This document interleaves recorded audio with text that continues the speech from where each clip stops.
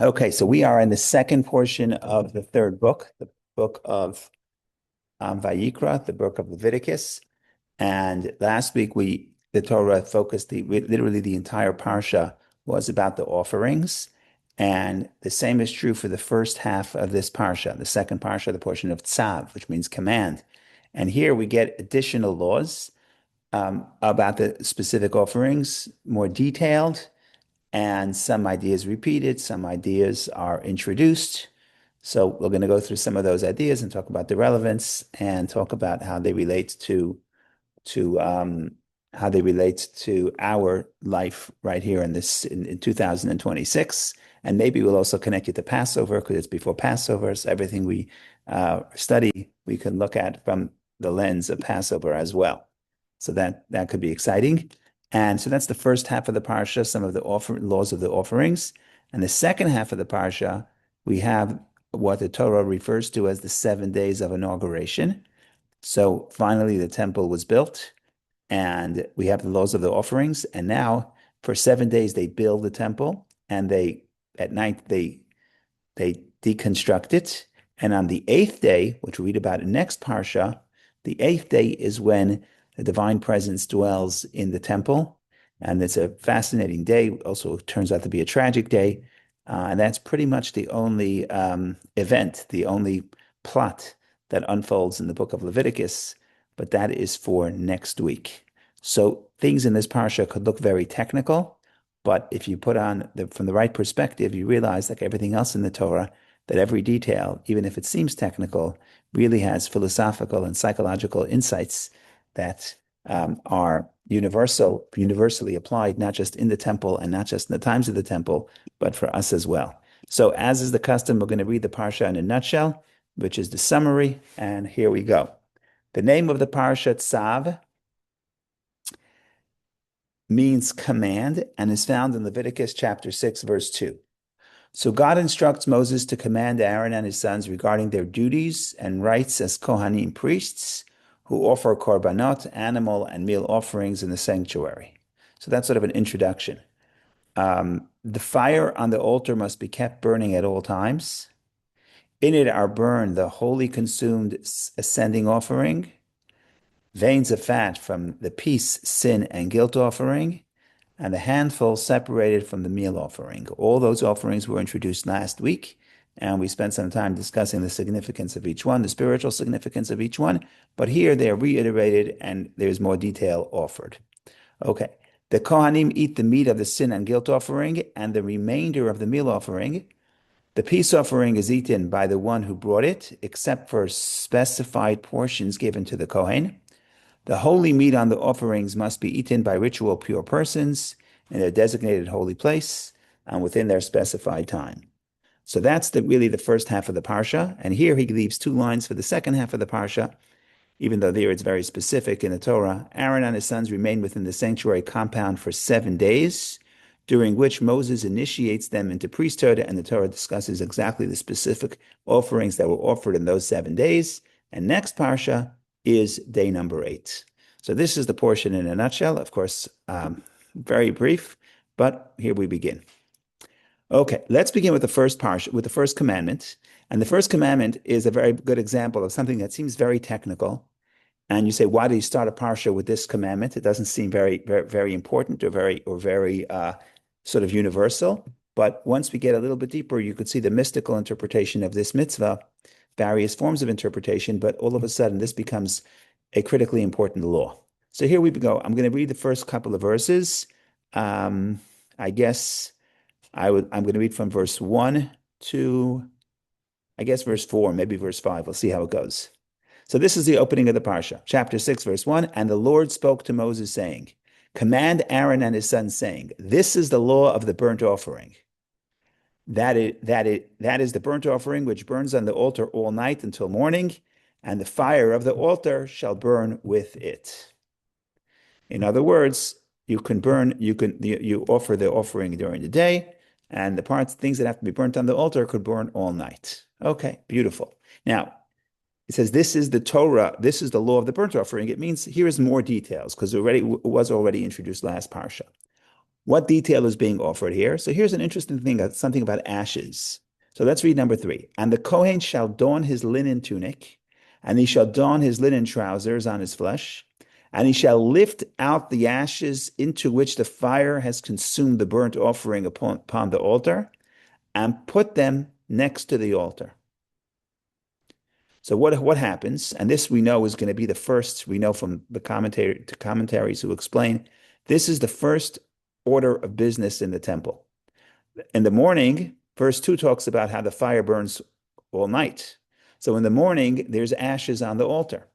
So the priest puts on his holy garments and he goes onto the altar, takes some of the ashes, not all of them, some of the ashes, and he puts it next to the altar. Okay. He shall then take off his garments and put on other garments, and he shall take out the ashes to a clean place outside the camp. So now there's 2 steps. You take from the altar and you put it next to the altar. You take from the altar the ashes from the altar and put it next to the altar. And then you take ashes from next to the altar, the same ashes, you're just changing your garments, and then you take it outside the camp. Because the Jews were then in the desert, so they had a camp. But the same law applies to when the Jews moved to Israel and they eventually settled in Jerusalem and build the temple. So anywhere the Torah says outside the camp, it means outside Jerusalem. Beautiful. And then we iterate verse 5, which basically says you always have to keep the fire burning. And the fire on the altar shall burn on it, it shall not go out. The Kohen shall kindle wood upon it every morning, and upon it he shall arrange the burnt offering and cause the fats of the peace offering to go up in smoke upon it. And here is Eish Tamid. And I think that's the reason why I don't know if that's the reason, because you also have the menorah, which also lit all constantly. But you have synagogues that, especially Ashkenaz synagogues, that in the front of the synagogue, they have what they call Ner Tamid, an everlasting light. And that's supposed to be a commemoration of the light that was offered of the fire that was in the temple constantly. So here's one of the places. There were 2 places. The menorah, according to some opinions, but certainly the Mizbeach, the altar, you have to feed the fire always, weekday, Shabbat, all day long. You have to keep the fire going, which has a lot of significance, but we'll leave it that later. What do we want to focus on? We want to focus on why is the first thing we talk about the elevation offering. And the elevation offering is a very important offering. It's the first one that's introduced. It's also something that they offer twice a day, once in the morning, once at night, additional on Shabbat. It's a big deal. What is the first thing we talk about when we say this is the law of the peace offer of the elevation offering? And by the way, then we move to the next offering. Is the idea what we would call what the sages call Trumat Hadeshin. Trumat Hadeshin means the elevation of the ashes. Every morning you show up, take out some of the ashes, put it next to the altar, then you take it outside, and now you could start your day. Basically, you have a cleaning crew. Now, most people, the cleaning crews come at night. Siddur Chabad, sometimes after the JLI, I look at the business at the office building next door. 9:30, we're all studying, or 9 o'clock, we're all studying, and the cleaning crew is in the building. But you don't do a cleaning crew at 7 o'clock in the morning. But in the temple, the cleaning crew, in other words, the first mitzvah was to come and move the ashes. Now, it's not just a cleaning crew, because if the purpose was a cleaning crew, they would take away all the ashes. And they actually would not take off all the ashes. In fact, what they would do is they would actually put all the ashes into one big pile on top of the altar. And that was considered beautiful. Look, there's a lot of activity going on over here. And only when it was too big, they would take it out. But on the holidays, for example, they wanted a big pile of ashes on top of the altar. It was supposed to be considered significant and important. But there's a symbolic removing of the ashes that you take off and you start your day. You have to start your day by taking it away, taking it off the altar, putting it next to the altar, and taking it outside. So obviously this is important, and obviously it's significant, and obviously it's relevant. The question is, in what way? So there's multiple interpretations when you get to the spiritual side. I'm going to offer at least for certainly one, maybe 2. We'll see how it goes. So would this be in place of prayer, or is prayer in place of this? In Oh, other words, prayer is in place of the offerings, the daily offerings. But when you say the prayer is in place of the offering, that's a general statement. But if you specifically, you have to look at every detail that the Torah tells you about the offering and say, what is the spiritual equivalent? In other words, in prayer, the prayer is a lot of things. It's offering yourself, bringing yourself closer to God. But in prayer, there's also a spiritual service of removing the ashes. So what are the ashes and what is the removing of the ashes? By the way, because you mentioned prayer, I'm going to tell you that some of the sages look at verse 2 and they say, um, not just verse 2.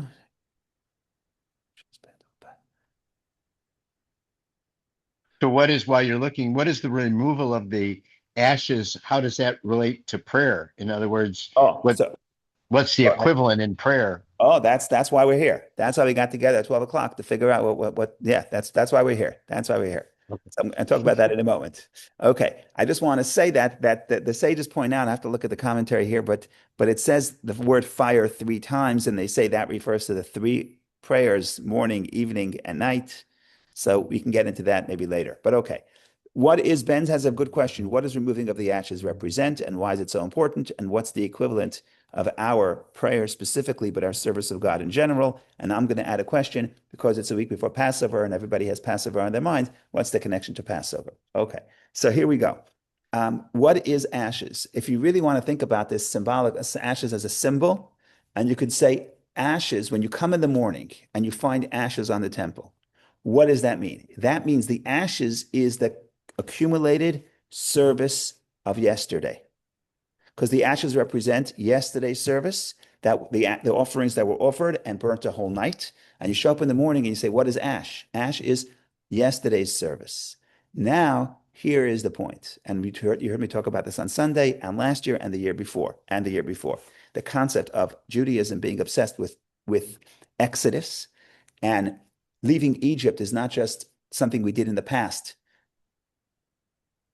3,338 years ago. But leaving Egypt is something that we do every day. In other words, every day a person has the limitation. I'm limited by the person who I am. And if I think that I plateau, this is the person I am, and I cannot grow, then I'm trapped in Egypt. And every morning I get my soul returns to me, and I have to realize that I'm a new person, I have new potential, and I'm not trapped by the failings or the shortcomings or the person or the limitations that I reached yesterday. Because if I think I did, I'm stuck in prison. I'm not going to say prison. Prison is the extreme case, but I'm stuck in limitation. I'm stuck in Mitzrayim, because Mitzrayim means limitation. We talked about this at Sunday at great length, that Judaism is obsessed with the Exodus, because this is a very important point. Every day there's growth. God gives me another day. It's more opportunity. I'm not trapped by the person I was yesterday. And essentially, if you ask me for myself, how do I evaluate what I could do and what I can't do? I looked at my past experience. Well, I tried that 5 times. It didn't work. I'm not going to try again. Oh, I tried to be patient. It didn't work. So I'm going to give up. Right? That's how, over the years, that's how we evaluate what we're able to do based on past experience. The problem is that past experience sometimes keeps us in our comfort zone, limits how far we'll try and the new things we'll try and the persistence, etc.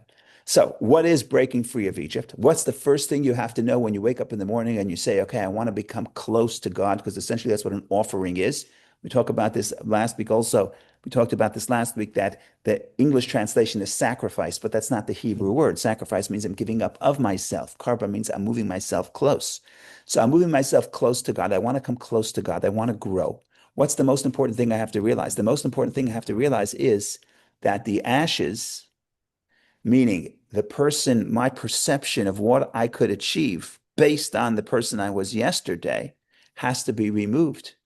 I can't let that define who I am today. A new day is a new you. And that's the foundation. And without that, you can't start serving God. Now, it's true in the temple. That's what the priests did when they took out the ashes. But if the Torah is telling it to us today, and we're reading it this week's Parsha, right before Passover, it's because it's relevant to us, and it's relevant to us as well. And in the same sense, the most fundamental thing is perception of self. But Go ahead. it's true. We go and we burn, and I can see that. Okay, we're taking yesterday, we're getting rid of it, and we're moving. Not I getting rid want to of it. point out, we're not getting rid, we're accumulative. So most of it stays on the altar. We're not saying the person I was yesterday was a terrible person. To the contrary, I'm growing off the person I was yesterday. But the symbolic removal of the ashes means I'm not limited by that. I'm not Mm, limited by that. That is not enough. Yesterday, let's clear room for today. And that doesn't define me. That's a springboard. So yeah, I'm however many decades, however many years have passed, I grow. And the more time that passes, the more experience I have, and the more wisdom I have, and the more sensitivity I have, the more empathy I have. Wonderful. I'm not starting. So that's the balance here. On one hand, I'm not starting from scratch. And that's why, according to the sages, you would not take off all the ashes, right? You're not a clean mm, slate. You're building on the person you were yesterday. But on the other hand, we have to do something to tell myself I'm not limited by the person I was yesterday. Right. So there's a story that I heard that the rabbi I'm thinking about always says the story. I don't know if it's true. Maybe it's true, maybe it's not. But the story goes like this. The story is that the way they train elephants, if they want the elephants to stay in one area, this is the way they train elephants. When the elephant is very young, they tie a rope to its foot and to the tree. And it tries to go farther, and it can't go farther, and it knows it has to stay in this area. The problem is the elephant gets stronger and stronger. And essentially, that now this rope cannot hold the elephant back because the elephant could tear out the tree and the rope and go wherever it wants. But this is the story. I don't know if it's true. You have to ask ChatGPT. But this is the story that they told. The story is that nevertheless it always works. Why? Because the elephant stops trying. When it was very small, it tries to pull the rope, and it sees that it can't, so it stops because of the power of habit. So even though later, when it grows, it's possible for it to break out, but it stopped trying. Why does it stop trying? Because I tried yesterday, I tried the day before. Why should I try today? And that's the story. Even if it's true, even if it's not true, it still brings out the idea and the importance of. Well, I don't know if it actually happened, but the concept is true. Like the rabbi he said, what did he say? He says all the stories I make up are true, meaning it didn't happen, but it's true. The concept is true. So this is a true lesson, which means the fact that I did not succeed in achieving my goal yesterday, that shouldn't hold me back today. And the idea of removing the ashes would be the symbolic notion of not being trapped and not being defined and the perception of self, the perception of who I am and what is possible and what my potential is should not be defined by the person I was. So that I guess I'm trying to figure out the beginning too. The end I get, we're going to build on what was there, but then the putting the offering onto the. Oh, so that's the passion. This is a very interesting point. The symbolism of fire. What is fire? Fire is passion. And you talk about the animal. So we may have mentioned it last week. We have the animal soul. So according to the symbolism of Judaism, essentially, there's nothing that is negative. Everything could be used for a higher purpose, and that makes it holy. But when you talk about bringing it onto the altar and bringing it into the fire and consuming it in the fire, the question is, it's not just doing the right thing or serving God, but the fire represents passion. And when the Torah says Eish Tamid, you always have to apply the firewood, and you always have to make sure that fire is burning. It's not just do the right thing, but it's feed the fire with the wood. In other words, create the fire and create the passion, because passion is what gets the person to move. A person says, I have an idea. I really want to achieve something. I really want to go to the library and study. Okay, doesn't mean I'm going to do it. Why? Is it not true? Is it not a genuine desire? No, I want to do it, but that's an idea. An idea is the most spiritual part of self. It's the highest part of self, the mind. The mind is the most spiritual part of self, and therefore it allows me to transcend self and think about other people and think about experiences that are far removed from my own experience. That's wonderful. So the mind is the most spiritual side, the most transcendent part of self. The problem is that the mind is too spiritual, and the mind won't move my hands and feet. What moves my hands and feet is the heart. When I have a desire, emotion, passion. Passion is what moves the rest of the body. So I know it's a good thing. That's wonderful. That's intellectual, and that's step one. But when you say you have to have fire, it means that you have to create passion. And how to create passion is a good question. But that's what the Torah is telling here with the fire, and how much. So the fire, every detail that we talk about, especially an important detail like fire, which we reiterate here three times in this verse, at least three times, and then in these series of verses, these 4 or 5 verses, we mention fire multiple times, at least 3, and then we say a continuous fire. This represents the idea that even if someone is very spiritual and very holy, that's in the mind, but you also have to do things to make sure that it's in your heart. When you're praying with fervor, and you're investing yourself. You're saying the words. You're singing, right? Singing. What do you have to sing? And the Hasidim are very into singing. What do you have to sing? You think, you have to meditate. It's a Jewish thing to sing in prayer. Maybe not just Jewish, but it started out as Jewish. Talking about Eastern religions, maybe you think, maybe you meditate, but we say, no, we're going to sing. And sing is one form, because like King David says in the book of Psalms, and we say it in prayer on Shabbat, Kol atzmotai tomarna, my entire being will say the words will speak to God. right? It's not just my mind, but it's the whole body. That's the passion. Now, I wasn't going to talk about this, but once we talk about fire, we talk about ashes. I'm going to give a separate interpretation, non-Passover related, but nevertheless interesting. So I'm going to say it because we talked about the fire and the passion. Um, there is a I don't know how much to go into this because I didn't really think through this completely, but there's fire, and the ash is the byproduct of the fire. And some of the byproduct of the fire has to be removed. The ashes is the byproduct of the fire, and some of it has to be removed. And the way we're going to think about it now, so the byproduct of the fire could be a little negative. What do I mean? So we talk about fire. Fire is passion. So let's talk about love, for example. So love is very powerful and a great motivator. The problem with love is that love also could have at least sort of romantic love or certain types of longing.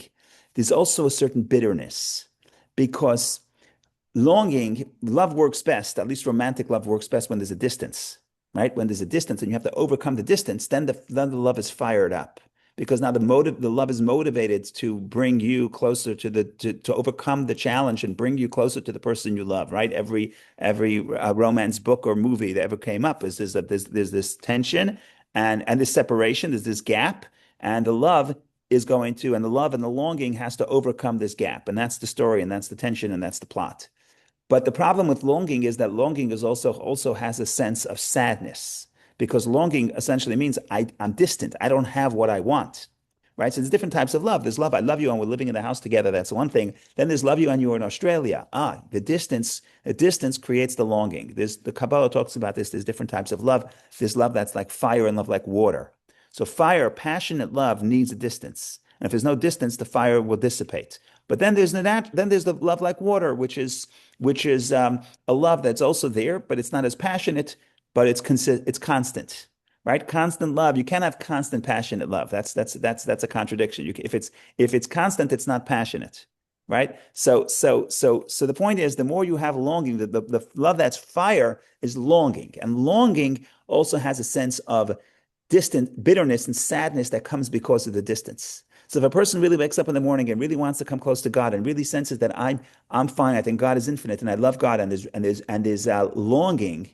So longing has some sadness because I say, could I really connect? Could we really become one?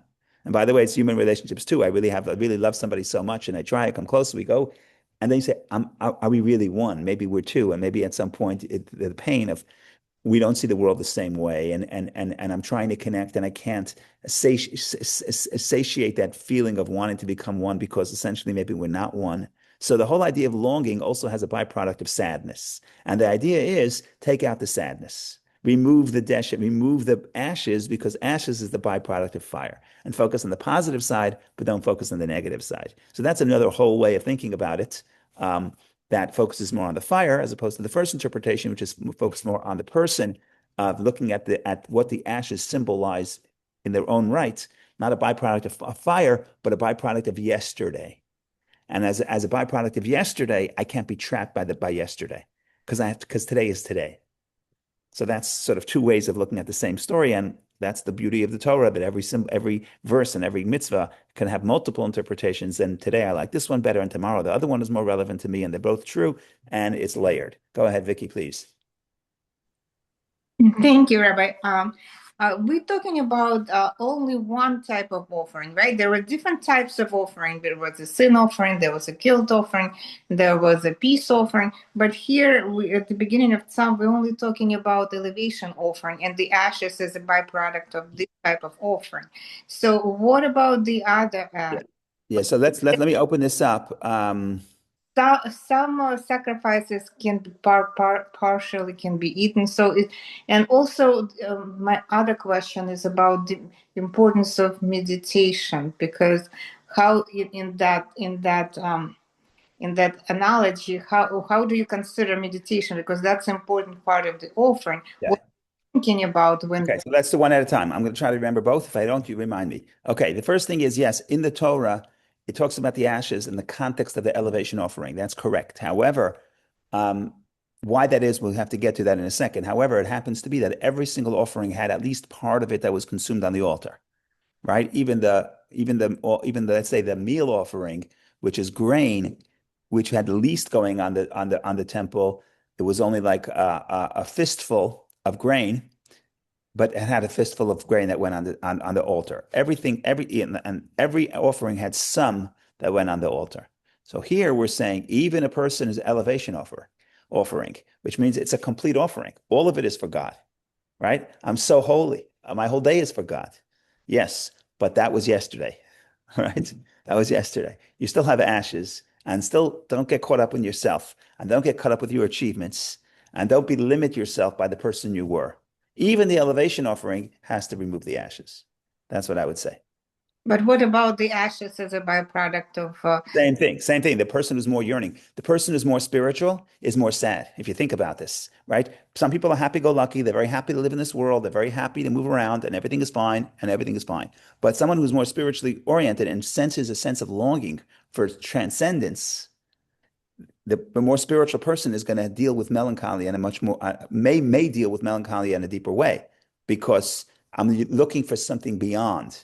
And in a way, what is beyond is not fully accessible. You can never really quench your thirst to connect to the infinite because in some ways you can't. In some ways you could. You do a mitzvah, you connect, but in some ways you can't, right? So in a way, the more the person who has the urge, we talked about this last week, what is every person has both. You have the elevation offering is the moments that you're completely spiritual, and then you have the peace offering, the moments that, which is the goal of Judaism, not to be elevation offering, but to be a peace offering, which is that make peace between heaven and earth, physical and spiritual, that when you consume, that the person bringing the offering consumes the meat of the animal in a holy environment, which means that everything I do in the physical sense is sanctified.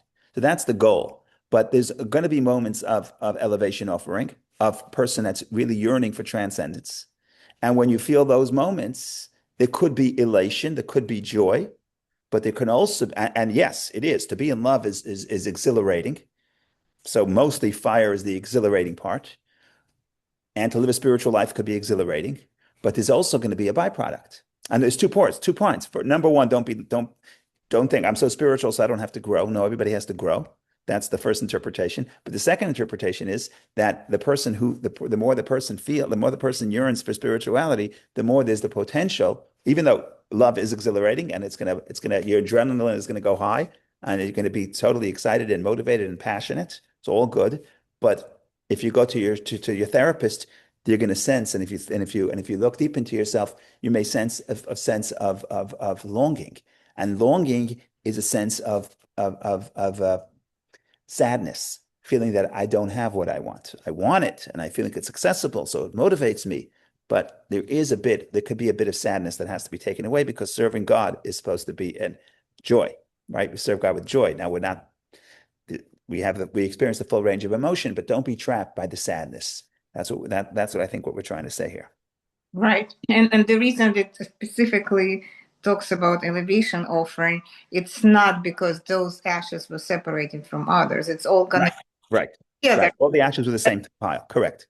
From the meaning point of view, it's all folds into connection and to that longing for connection. Yes.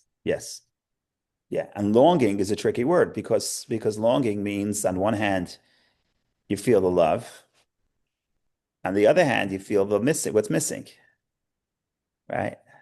So Right. that's why all the good stories are love stories, and love stories are in Hebrew, going back to the Song of Songs, Shir HaShirim. I think it's in English too, lovesick, but in Hebrew, cholat ahava, I'm lovesick. Lovesick. If you really, really love something or someone, and you don't have it, you can't do anything else. You're like a sick person. You can't eat, you can't enjoy, you can't do anything because you're just in love. And if you're in love means you can't enjoy anything else because you feel the lack. Right. So that's why they don't list all of it, but it's basically. Yeah, but it's all there. Correct. Okay, so that's the first part of the parsha that relates to Passover. And then there's one more that's clearly relates to Passover that you can't even ignore. And that is the Thanksgiving offering, which is very important to talk about because it's gratitude and it's joy and it's connection. It has all the right themes. And the most interesting thing is that in some ways it's the opposite of Passover. It's very interesting. So I just want to give a little introduction here about matzah and bread in the temple. So Or you can call it, the Judaism's attitude to bread is complicated. On one hand, bread on Passover, bread is off limits. It's the symbol of negativity or the symbol of the inflated ego.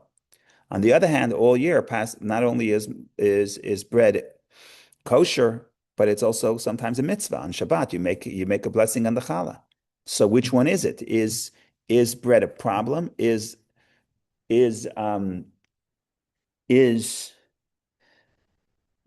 leavened bread a problem, or is it not a problem? And then I'm just going to move out of the sun.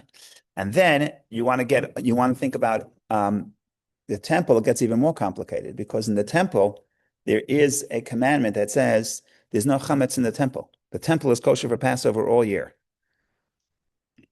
Now there was bread offered. There was a table with showbread, but that's unleavened bread, just flour and water, and it doesn't rise. So the Torah said in last parsha, we don't bring any chametz, we don't bring any leavened bread into the temple. And that makes sense because if chametz is inflated ego, then when you come to the temple, then you should be humble. You come before God, you should be humble. So it makes sense that all the grain in the temple is matzah, is unleavened bread, is humble. That would make sense. The problem is that there are two exceptions. One mentioned last week and one mentioned this week. One mentioned last week is Shavuot, where they brought 2 loaves of bread. But okay, but we may get to that or not. We'll see. The second exception would be the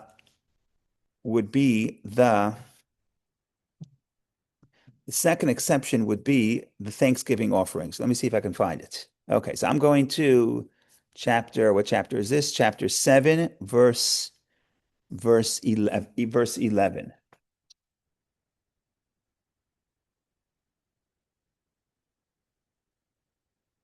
So we're going to read now. It so happens to be that this is a case in point where last week we introduced the peace offering, the shlamim, the peace offering, and this week we mention a new type of peace offering, which is a subcategory of the peace offering, and that is the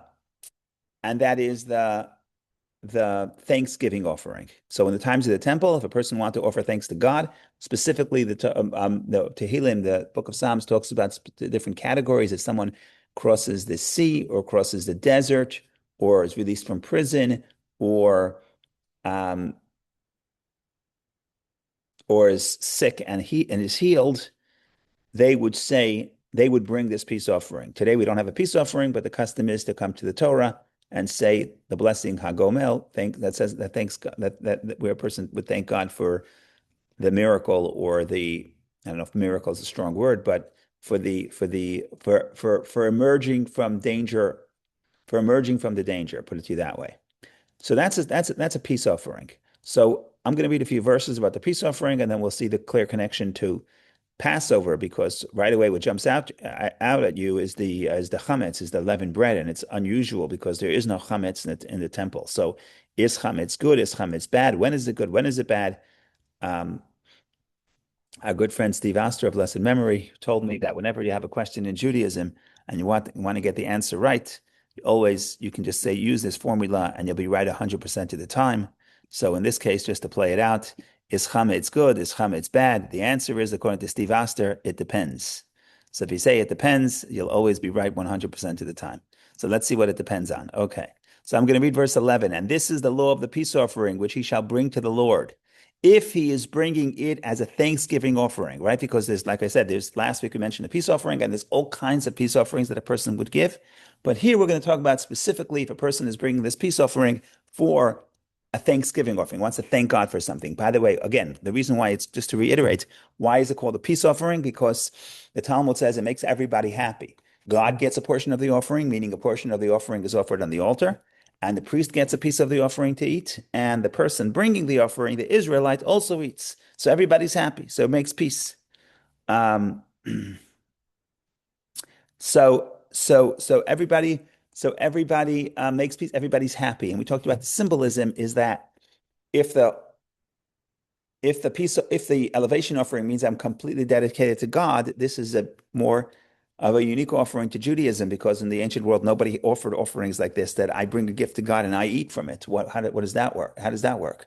The idea is to sanctify the physical, but we spoke about that last week. Either way, now we're at the Thanksgiving offering. If he is bringing it as a Thanksgiving offering, he shall offer along with the Thanksgiving offering unleavened loaves mixed with oil, unleavened wafers anointed with oil, and scalded flour mixed with oil. Three different types of loaves. Scalded flour is what they would call today, I think, bagels, because that's how they make bagels. They take it and they dip it into boiling water. So the first bagel is right here in verse 12. I know they think it was invented in Germany by the bagel family, but in the 19th century, but no, we had bagels in the Torah in verse 12. Either way, so we have three categories. Verse 13, along with loaves of leavened bread, he shall bring his offering along with his Thanksgiving peace offering. And if you see right here, al chalot lechem chametz, they would bring the peace offering or the peace offering or subcategory of the peace offering, which is the Thanksgiving offering. They would bring it with bread, leavened bread, bread of chametz. And he continues. That's it. We'll stop here. We talk about other laws that are going to follow, but we'll stop here. So the question is, why specifically the Thanksgiving offering, and why chametz? Why Thanksgiving offering? So we'll get to that in a moment. But I want to say something else about all this bread. If you study the Talmud, they interpret these verses and they say that when a person would bring an offering, a Thanksgiving offering, we have three categories, but those are three categories of leavened bread. In addition, there's one category of unleavened bread. So by the time you're done doing all the math, you end up with 40 loaves of bread. Now, even if you're going to say it's full loaves, you're going to say 40 bagels. So if you're going to bring a Thanksgiving offering to God, you have to eat an entire animal plus 40 loaves. And if that's not enough, we actually shrink the time that you have to eat it. In other words, most peace offerings, you have 2 days. But a Thanksgiving offering, you only have 1 day. So we cut the time that you can consume it in half, and we add 40 loaves. Now, it's obvious that something is happening here. Like, what is going on here? Why do I have to eat 40 loaves of bread? And why do I have to eat 40 loaves of bread in 1 day? And maybe even less than a day, because I'm bringing the offering in the middle of the day in the afternoon. So this is strange. Strange is an understatement. So there are various ways of thinking about this, but I think the best one that I like is as follows. It is obvious that when the Torah is telling you to eat 40 loaves of bread plus an entire animal, it's obvious that the Torah does not intend for you to eat this animal and all the 40 loaves by yourself. And not even with your spouse, and probably not even with your kids.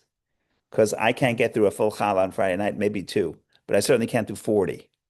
So really what's happening here, it's clear what the Torah is saying is, if you want to give thanksgiving to God, you can't give thanksgiving to God by yourself. In English, we would call it, you have to sponsor the Kiddush. You have to make a party, and you have to put out 40 loaves of bread plus meat.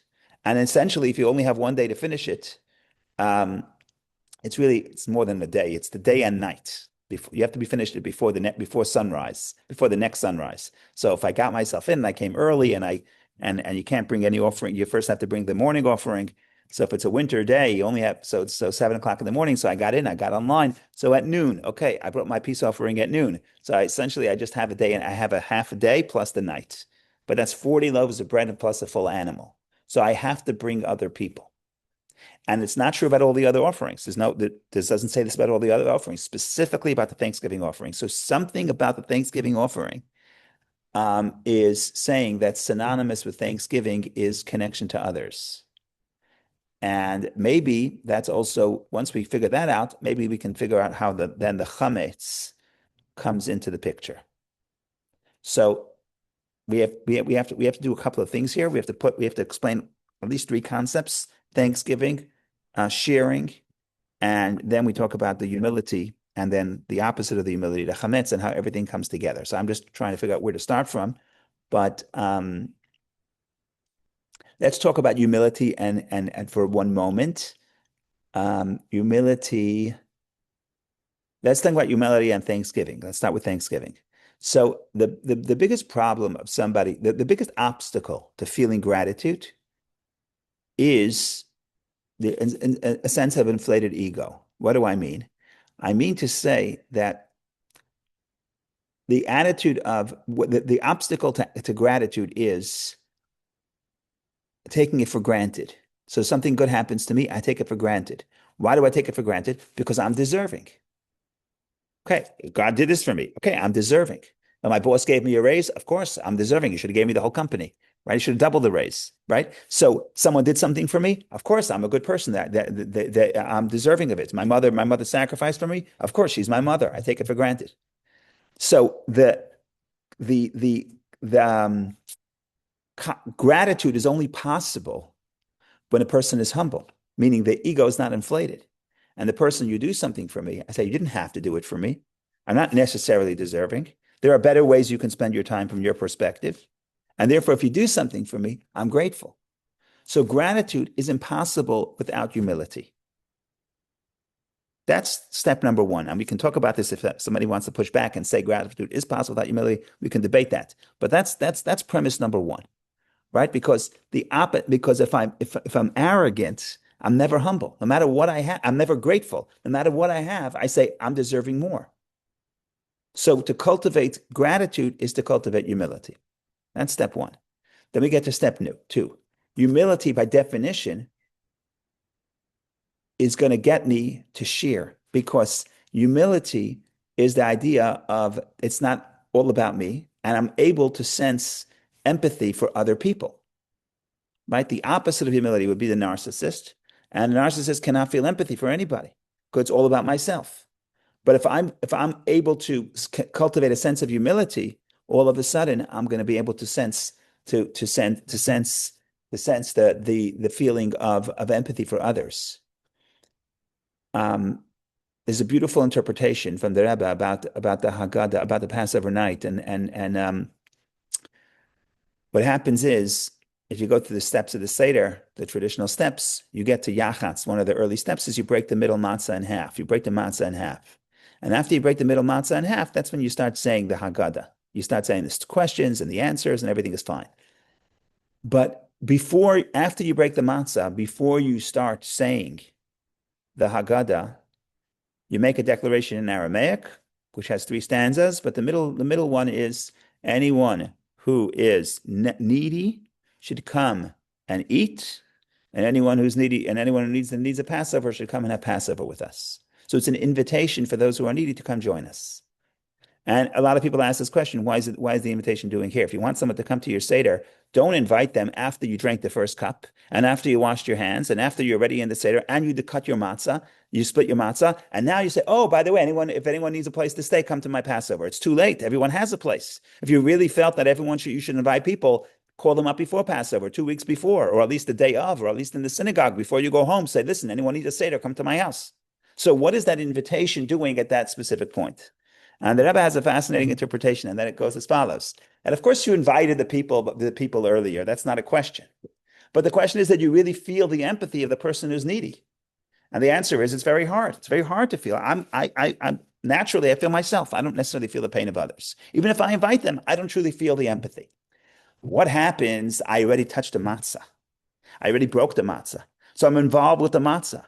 And I involved with the energy of the matzah, or I think about it, or just the energy of the matzah. And the matzah represents humility. And the moment it stops being about me, oh, you came to my Seder, so now I have a beautiful Seder, now I have guests, now I feel so good about myself. The moment I touch the matzah, it's no longer about me. If it's no longer about me, I realize, hey, there's somebody else at this table who's hungry. I say, you're hungry? Come eat. In other words, I'm not inviting new guests. Maybe I am, maybe I'm not. But the point is, now all of a sudden I feel that someone else is hungry. So the idea, what I'm trying to say this is that once a person senses humility, part of humility is going to be to share. Because not just to share, but to empathize with others. And sharing is a result of that. So they come together. Now, what happens first, what happens second is always the question, because it can go either way. It could be, I feel humble, so therefore I share, or it could be the other way around. I share, and therefore I realize how good it feels to connect to others, and that takes the focus off myself.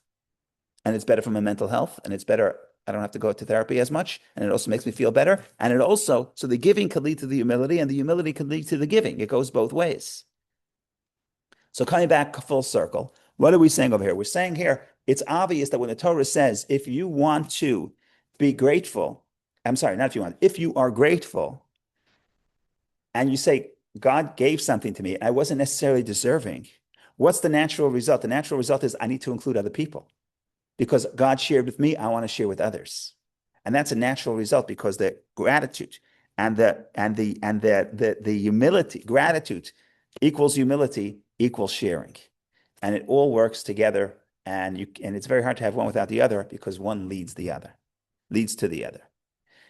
So that's step number one. And once we step number one, now we're going to say, so why is it chametz? Because chametz is the opposite of humility. So that we have to deal with that. But so far, let's think about the idea, just the imagery. Imagine all I want to do is come say thanks to God. I want to thank God. But now I have to show up with a wagon with 40 loaves, and I have to feed the whole town or whatever, all my neighbors. Right? So what does that imagery tell us? It tells us if you're really grateful, you sense that somebody else on your block you have to connect to them. It's not only about you. Now, it could be they're poor, they have to eat, but even if not, they have to celebrate together because you have a desire to connect to others because the focus is not on self or not exclusively on self. So that's why the idea of sharing and the idea of humility are always going to work together. Go ahead, Vicky, please. Thank you, Rabbi. I think my question was about that, why it has to be the chametz, the level. Oh, so seemingly it's the opposite, right? Seemingly it's the opposite. So now, once we discussed the humility, we discussed the sharing, now we have to think about chametz and when is chametz good, when is chametz not good. And then once we finish that, we can come full circle and put all the pieces of the puzzle. And I wish I had a PowerPoint to be able to make it all visual, but we'll try without the PowerPoint. Okay, let's think about the chametz for a second. Let's put all this on the side. Let's think about the chametz. Torah tells you in the temple, never Passover, we have okay, let me put it to you this way. Passover, there's no chametz. The temple all year, no chametz. And then you have 7 weeks of counting the Omer, preparing for the holiday of Shavuot when we receive the Torah. And then what is the holiday of receiving the Torah? Okay, we receive the Torah. What do? Then you bring 2 loaves of chametz. Are we going backward? Right? Passover is humility. It's not focused on self. And all of a sudden, 7 weeks later, now we're prepared to get to Torah, which is supposed to be a spiritual experience. And all of a sudden, chametz is permitted. So what's happening here? So what's happening here is as follows, at least from the Hasidic perspective. There are different ways to read it, but the Hasidic perspective is as follows. Ultimately, the point of the Torah is not to ignore the self, but to refine the self. But in order to refine the self, you first have to take the focus off self. So the beginning of the journey, you're starting out, you're trying to build something, you're trying to leave Egypt, you're trying to make a connection, you're trying to create a relationship, whatever it is. You have to be able to say, it's not about me, and focus on what has to be done, focus on the other, focus on the goal, whatever it may be. Because if you're going to be trapped in self, that's paralyzing. We could talk about that also. So the point here is that in the beginning of the journey, the point is don't really focus on self too much. Just engage in good things and immerse yourself in good things, and don't think about yourself too much. But that's just the beginning. Ultimate goal is not to ignore the self, but to refine the self and say, my sense of self itself should become close to God. Meaning to say, ultimately, what is the sense of self? Sense of self is, I want what's good for me. So with a unrefined sense of self, what is good for me? Pleasures that could be maybe self-destructive, cotton candy. If it's up to me, I'd eat cotton candy all day, okay? But if you refine the sense of self, you say, no, what's good for you is something greater. Maybe eating broccoli is good for you. Or maybe becoming more spiritual is good for you. Maybe coming close to God is more spiritual. And ultimately, the goal is not to ignore the sense of self, which is I want to do one thing, but you know what? I'm going to be devoted to God, or I'm going to be devoted to the greater good. Ultimately, when you engage in this lifestyle, ultimately, the sense of self itself, meaning the natural self, meaning the part of self that is self-oriented, also becomes refined and also is dedicated to something good because now it developed a sense of appreciation for the pleasures that are more spiritual, right? What's more pleasurable? Is it a tuna sandwich or a candy or a music? So if you have a refined sense of pleasure and you cultivate this talent, then yes, you can get to the point where classical music is more enjoyable than cotton candy. But that's a process. In the beginning, you're going to want something that's less refined. Over time, you refine the sense of self, and you refine the sense of self, and you elevate the sense of self. And the sense of self itself becomes more spiritual. So it's not, you don't have to run away from feeling self because you ask yourself, what do I really want? Right? In other words, like this, should you follow your heart? It depends. In the beginning, the answer is no, because a person can have unrefined desires and they say, what do I want? I want to rob a bank, right? What do I want to do? I want to indulge in things that are self-destructive. But if you can cultivate and elevate your sense of self, then absolutely you should follow your heart. So there's a process here, chametz, the sense of self, in the beginning of your service, that cannot be the foundation. The foundation cannot be that I'm going to live my life and do what feels good for me. If that's your foundation, you're going to fail because you're not going to go to school and you're not going to want to commit. You'd rather go party, and you're not going to be able to leave your Egypt, because leaving of Egypt is essentially forcing yourself to commit to something that in the beginning is going to be painful, because education is painful and commitment is painful. So in the beginning of the process, you have to say, I'm not focusing on self. I'm not focusing on my own ego, on what my ego tells me is desirable. But obviously the goal is that later you come back to the bread, and the bread is the sense of self. And the sense of self now, once refined, is holy, is positive, and is not self-destructive. In fact, it leads to growth. So that's the story here with matzah. And that's why in the beginning of the journey, the matzah, the leavened bread, the sense of the ego is negative, because that can't be the defining factor of how I live my life, what feels good for me at this moment, because then I'm just going to spin out of control. But over time, I refine myself, and I get to the point where, the sense of self, what do I want? What does the self-oriented part of myself want? It wants to come close to God. So then the chametz on Shavuot, after 7 weeks of self-refinement, the chametz itself is the mitzvah, and you bring it as a gift to God in the temple, the sense of self itself. Now, if we can accept this, let's do the full circle, and we take Vicky's question. Now let's go back to the peace offering. I'm sorry, to the Thanksgiving offering. What is Thanksgiving offering? The person who is grateful and the person who is sharing, that person could cultivate the sense of self because he already did the humility. Because the fact that he's grateful and the fact that he's sharing means that for him, it's not about self. It's not all about self. He's able to recognize the gratitude what God did for him, and he's able to empathize with other people. In this context, bread becomes like bread on Shavuot. Now, the person himself is refined. There's no reason to escape the sense of self, but to cultivate the sense of self. And that is how all the pieces of the puzzle fit. So I can repeat it, I can reiterate it this way, that way, but we'll take Vicky's question first. Go ahead, Vicky. Thank you, Rabbi. I guess all the pieces fit perfectly if you consider it from the holidays and from the cycle point of view. But here in the parsha, it only says about the leavened bread. But you can't bring Todah. The guy is motivated. By the way, the elevation offering, the Thanksgiving offering is not a commandment. It's not, you're not commanded to. It's the person wants to bring it up. I feel grateful. I feel grateful, so I want to share. So I want to thank God, and I want to share. That's the point. If you have that feeling, it means you went through this spiritual process. It means you're not a narcissist. You don't think everything belongs to you, and you're able to say, I'm going to be enhanced if I invite other people, because I need to connect to other people, because I'm not a self-sufficient person, because the other person having lunch with you is going to make me, is going to enhance me, and I'm going to enhance you, and you're going to enhance me. We're going to enhance each other. So to get to that point, if a person is at the point where Todah, in other words, to be grateful, you already went through the first steps of self-refinement. You already went through you already experienced the humility, because otherwise you would never be grateful. So the fact that I can cultivate and I sense a feeling of gratitude that's going to motivate me to leave my house in Eilat or on the Golan and come to Jerusalem and bring an offering and break 40 loaves of bread so I can invite my neighbors. If I'm on that state already, you already did the humility. Now you're on step number 2. Now you're on the level of Shavuot. Now you're on the level of cultivate the sense of self. Don't ignore the sense of self. So it's more complete. It's a more wholesome existence. Now at the Passover, we're not wholesome. At the Passover, we're starting the journey. It's the beginning of the journey. The beginning of the journey, you're not looking for the wholesome experience. You're looking for commitment. You're looking to go beyond the self. You're looking to transcend the self. Because if not, you're not going to get anywhere. Because if I always do what's comfortable for me 100% of the time, I'm going to spiral out of control. I'm going to become self-destructive.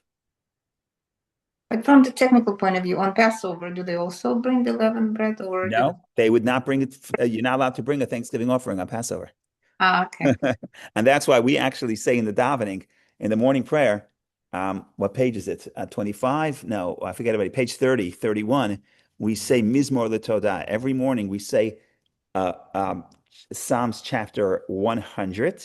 And Psalms chapter 100 is a psalm for Thanksgiving. And the reason why we say it is because in the temple times they were able to bring a Thanksgiving offering.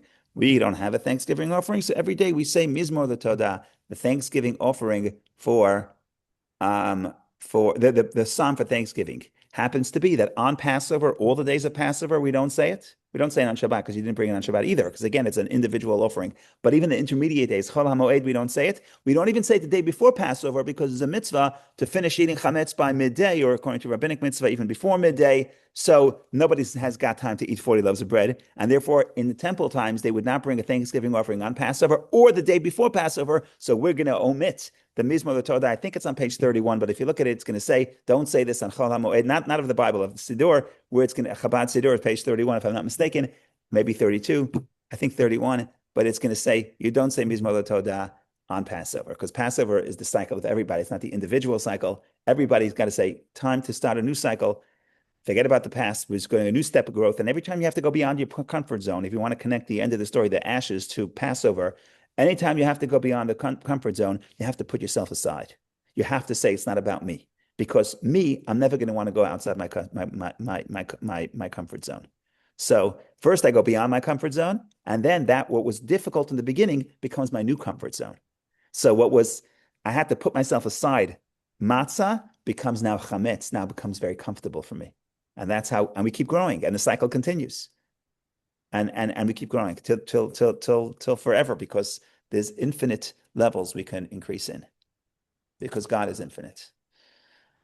Okay, a lot to talk about. We just did 2 parts of the parasha. We have many more things to talk about. So God will give us many, many more decades and years to be able to study Torah and internalize and enjoy and celebrate together and study together. Because just like eating the bread together is enjoyable, studying together is enjoyable because we enhance each other. I hope you certainly enhance my learning. So thank you all for joining. Have a wonderful day and enjoy. Thank you. Thank you.